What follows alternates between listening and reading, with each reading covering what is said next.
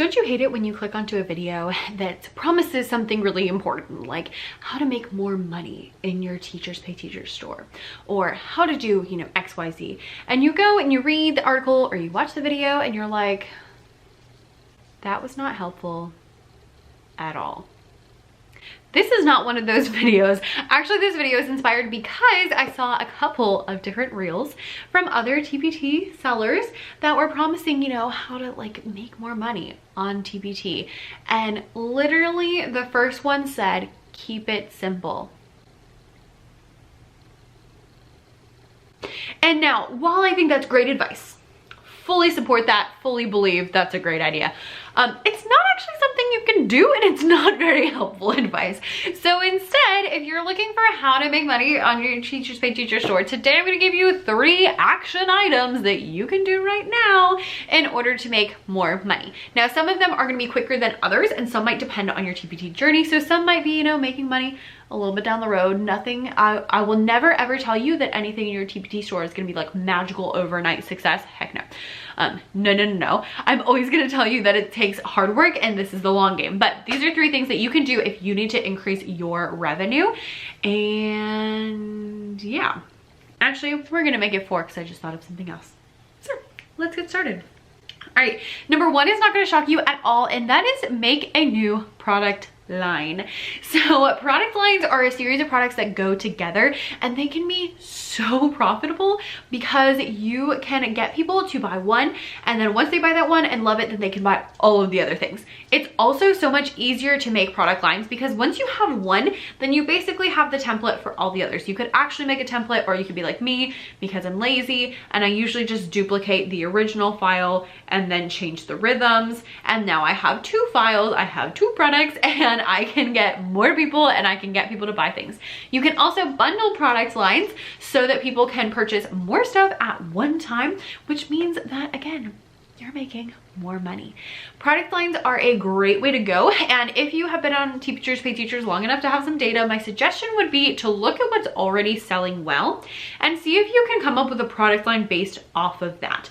So look at like your top seller, and if your top seller is, you know, a fractions worksheet, see if you can make a different type of fractions worksheet, or maybe seasonal fractions worksheets, or maybe fractions activities. You could do like a fractions bundle. Whatever you want to do is fine, but look at things that are already selling and then come up with some ideas that are related to that. It could either be the same topic and different activities. So again, maybe fractions worksheets, fractions games, fractions Google Slides lessons, you know, whatever.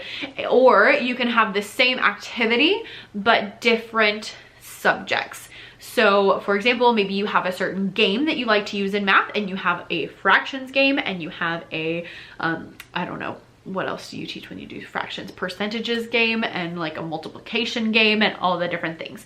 So they can either buy all of that game or all of that set as kind of like a unit.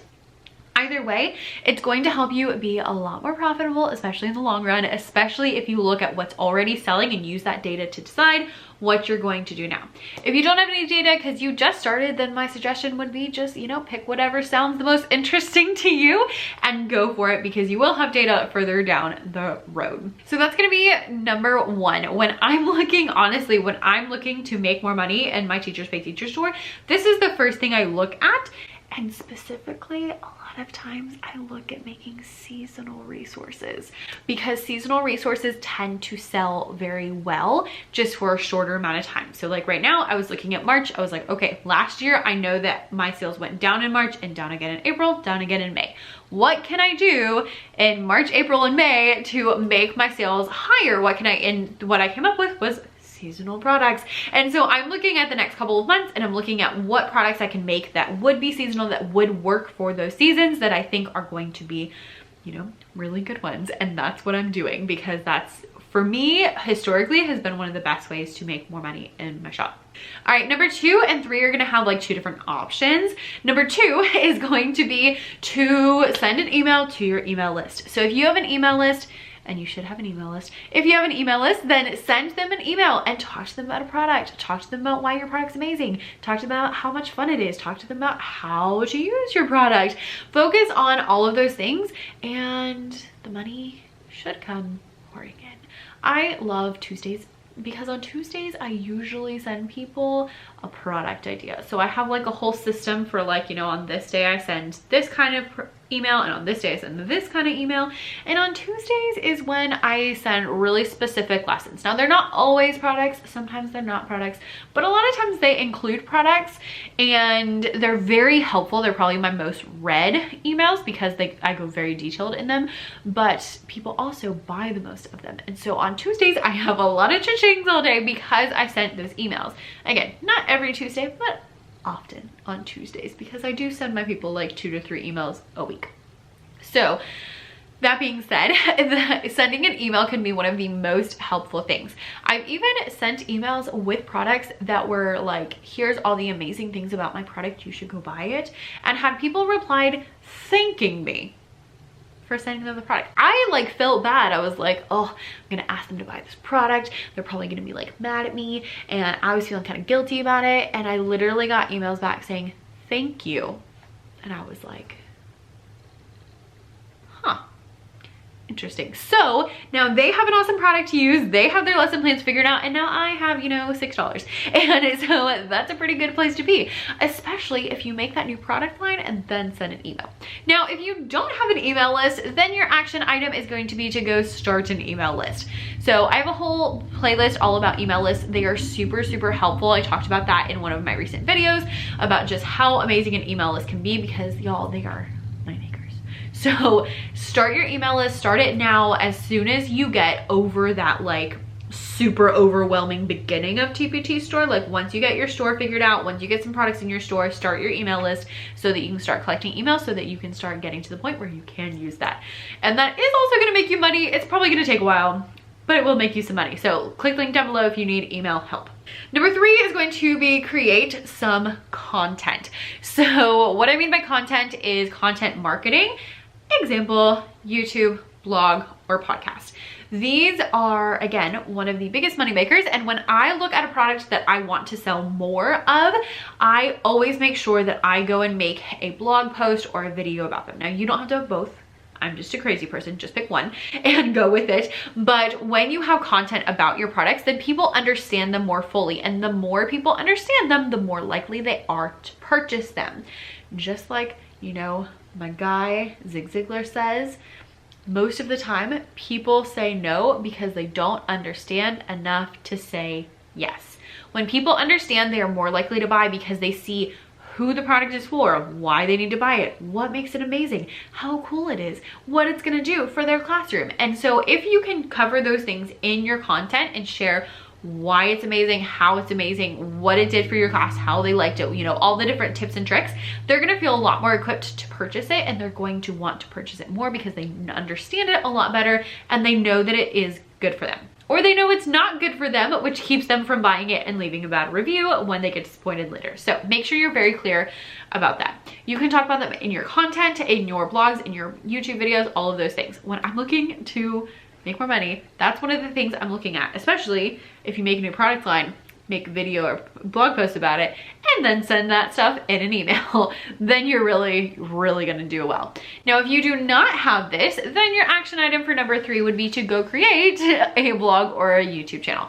Now, these are a lot, so I would not suggest this in your beginning stages. I would definitely wait until you have quite a few products under your belt, you know what you're doing, before you add this, because it's a whole nother thing to learn on top of teachers pay teachers. So wait until you're, you know, 50 products, 100 products, and then go and look at making a blog or a YouTube channel, whatever speaks to you, or a podcast, whatever speaks to you the most, because that's going to be the best thing for you. These, again, if you're just starting out, are not gonna make you money overnight, but over the long run, they're gonna make you a lot of money. They're gonna make you a lot of money.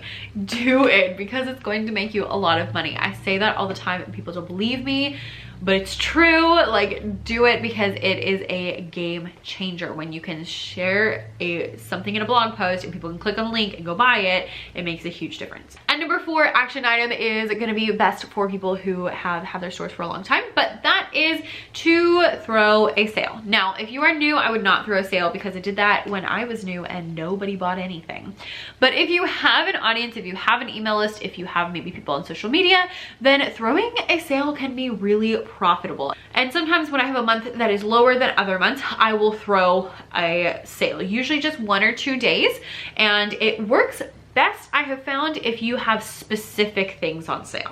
So what I really love to do is, this is like high level strategy. In my emails or on Instagram or whatever, I will give away a freebie, sometimes a freebie that's usually a paid product. And then like the next week, I'll throw a sale on just that product line. So I did this like with my Kaboom activities. I sent it as a freebie to whoever. Actually, I think I set it as free on Teachers Pay Teachers for a day. And I mentioned it on social media and I mentioned it on email list and all that kind of stuff. I waited a week, so that's long enough for people to download it and use it and like it. And then the next week, I set those products on sale, that product line specifically. Because it was that product line, it was a really specific things that people could purchase, which makes it easier on them. They don't have to make a million decisions about which products to purchase. They also already got the free one. Hopefully they already used it and loved it, and now they're much more likely to purchase the other one because it is free. And then since it's on sale for a short amount of time, there's a lot of pressure to buy it now while it is on sale. Now, I do not suggest doing sales often, like absolutely no more than once a month.